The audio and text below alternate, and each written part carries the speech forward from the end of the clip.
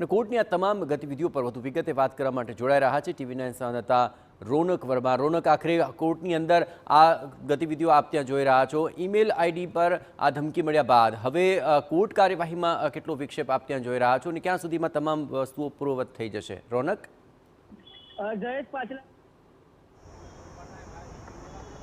પાછલા 1 મહિનાથી ગુજરાત હાઈકોર્ટમાં વેકેશન ચાલી રહ્યું હતું અને વેકેશન બાદ આજથી જ ગુજરાત હાઈકોર્ટની કામગીરી છે તે શરૂ થઈ હતી, પરંતુ કામગીરીના પ્રથમ દિવસે જ ગુજરાત હાઈકોર્ટના જે રજિસ્ટ્રાર છે તેમના ઉપર એક મેલ આવે છે અને તે મેલ ઉપર ગુજરાત હાઈકોર્ટને બોમ્બથી ઉડાવી દેવાની ધમકી મળતાની સાથે જ સુરક્ષા એજન્સીઓ છે તે સતર્ક થાય છે। આપ સીધા જ દ્રશ્ય જોઈ રહ્યા છો ગુજરાત હાઈકોર્ટનો ગેટ નંબર 2 કે જ્યાંથી સામાન્ય લોકો છે, વકીલો છે તે અહીંયાથી પ્રવેશ કરતા હોય છે।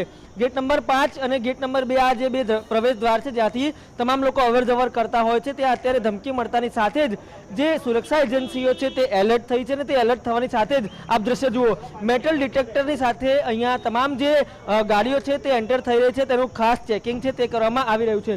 તમામ સામાન છે તેને પણ ચેક કરવામાં આવી રહ્યા છે। તેની સાથે સાથે જ આ ધમકી મળ્યાની બાદથી લગભગ છેલ્લા 1 થી 1.5 કલાક જેટલો સમય છે ચીફ જસ્ટિસ સુનીતા અગ્રવાલ, તેમની ખંડપીઠ અને તમામ કોર્ટની કાર્યવાહી છે તે થોડા સમય માટે રોકી દેવામાં આવી છે।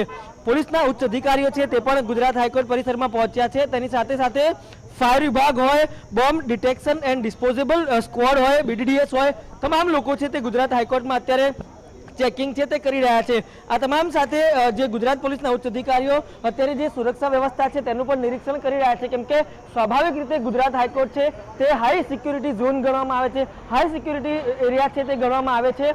સામાન્ય રીતે દિવસોમાં પણ આ પ્રકારનું ચેકિંગ છે તે થતું હોય છે, પરંતુ આજે જ્યારે હવે બોમ્બથી ઉડાવી દેવાની ધમકી મળી છે ત્યારે ચીફ જસ્ટિસ સહિતની કોર્ટોનું કામકાજ તો રોકાયું છે, પરંતુ ગુજરાત હાઈકોર્ટમાં પ્રવેશ કરતા તમામ લોકોનું જે કડક ચેકિંગ છે તે પણ કરવામાં આવી રહ્યું છે। ત્યારે હજુ પણ તમામ સુરક્ષા એજન્સીઓ છે તે પરિસરમાં ચેકિંગ કરી રહી છે અને થોડા સમય બાદ પરિસ્થિતિનો ખ્યાલ આવશે કયા પ્રકારનું ચેકિંગ કરવામાં આવ્યું છે અને શું પગલાં લેવામાં આવ્યા છે। બિલકુલ રોનક, ખાસ કરીને અત્યારે તો ચેકિંગ હાથ ધરાઈ રહ્યું છે કારણ કે આ ધમકીભર્યો મેલ આવ્યો છે, પરંતુ સામાન્ય દિવસોમાં પણ જો જોવા જઈએ તો કઈ પ્રકારે સુરક્ષાને લઈને વ્યવસ્થાઓ જોડાતી હોય છે અને ક્યાં સુધીમાં ક્લિયરન્સ મળી શકે તેવું લાગી રહ્યું છે?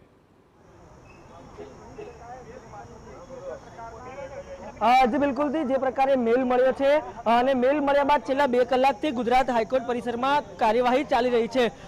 જે અલગ અલગ તબક્કામાં કાર્યવાહી ચાલી રહી છે તેની વાત કરવામાં આવે તો સૌ પ્રથમ તબક્કો છે કે જે નવા લોકો હાઈકોર્ટ પરિસરમાં પ્રવેશ કરી રહ્યા છે તેમનું ચેકિંગ કરીને તેમને ક્લિયરન્સ આપીને અંદર ધકેલવા। બીજી તરફ ઓલરેડી જે સવારથી લોકો ગુજરાત હાઈકોર્ટ પરિસરમાં પહોંચી ચૂક્યા છે, કયા કયા વાહનો લઈને આવ્યા છે, વાહનોનું ચેકિંગ થશે। આ ઉપરાંત જે ગુજરાત હાઈકોર્ટમાં ખાસ કરવામાં આવે તો જે અધિવક્તાઓ હોય છે તેમની ફાઇલો મોટો જથ્થો હોય છે, આ જે જથ્થો રાખેલો હોય છે તમામનું ચેકિંગ છે તે કરવામાં આવશે, કેમ કે રેકોર્ડ રૂમમાં પણ આ તમામ વસ્તુઓ લઈ જવામાં આવે છે, અલગ અલગ રૂમમાં આ વસ્તુઓ લઈ જવામાં આવે છે, જુદી જુદી કોર્ટ સુધી આ તમામ વસ્તુઓ પહોંચાડવામાં આવે છે। એટલે કે સ્વાભાવિક રીતે જે ઉચ્ચ અધિકારીઓ છે તે તમામ કોર્ટનું ચેકિંગ છે તે પણ કરી શકે છે। આ ઉપરાંત રેકોર્ડ રૂમ છે તેનું પણ ચેકિંગ છે તે થઈ શકે છે। આપ દ્રશ્ય જુઓ, જે મેટલ ડિટેક્ટર છે તેને પણ સતત એક્ટિવ રાખવામાં આવ્યા છે, એટલે કે કોઈ પણ પ્રકારની શંકાસ્પદ વસ્તુ દેખાય તો તેને તરત અટકાવી શકાય। આ ઉપરાંત ફાયર વિભાગ છે તેની પણ 3 થી 4 ગાડીઓને અહીંયા સ્ટેન્ડ બાય રાખવામાં આવી છે, એટલે કે સ્વાભાવિક રીતે જે ચેકિંગ છે તે કડકપણે હાથ ધરવામાં આવી રહ્યું છે।